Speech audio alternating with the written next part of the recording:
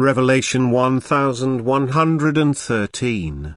From the 25th of September 1939. Purification through the fire of love. Kingdom of peace on earth. The soul will emerge purified by the fire of love, and it will be aware of its present state and gratefully recognize that the Father has led it wisely and lovingly and has saved it from eternal ruin.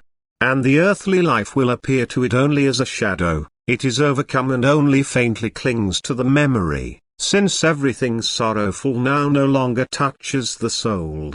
The night of the spirit has given way to the brightest, most radiant dawn, and the soul revels in heavenly delights. Who now reaches this state of the soul still on earth, only puts away the earthly body like an annoying cover and enters carefree through the gate to eternity.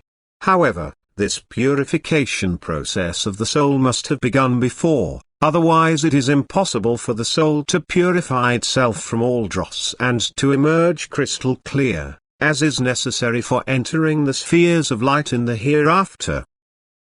As long as the purification of the soul is not yet completely accomplished, it denies itself entrance into those spheres.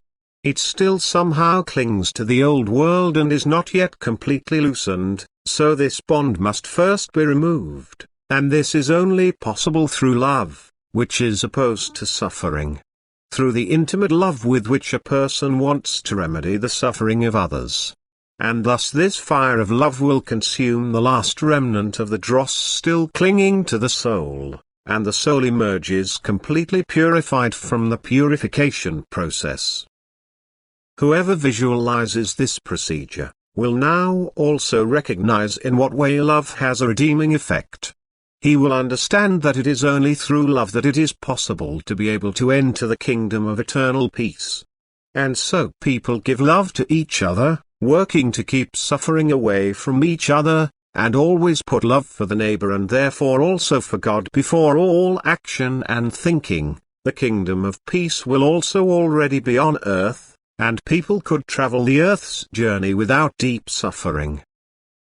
But where love dies, there is already the kingdom of darkness. The opposing power rules and incites people against each other, and this lack of love has bad consequences. The cover around the human soul becomes more and more impenetrable, but there is no other method to dissolve this cover than exactly this activity in love. Everything that is divine, is bright, light and clear. And so the soul must also be bright, light and clear in order to be able to unite with God, and in this realization, it must make use of a means that is also divine. Of love. This means is of such extraordinary power, that it can wipe out all guilt, loosen all fetters, melt all dross and remove all garbage. It purifies the soul which can thus become bright, light and clear, and unites through love with the eternal Godhead. Amen.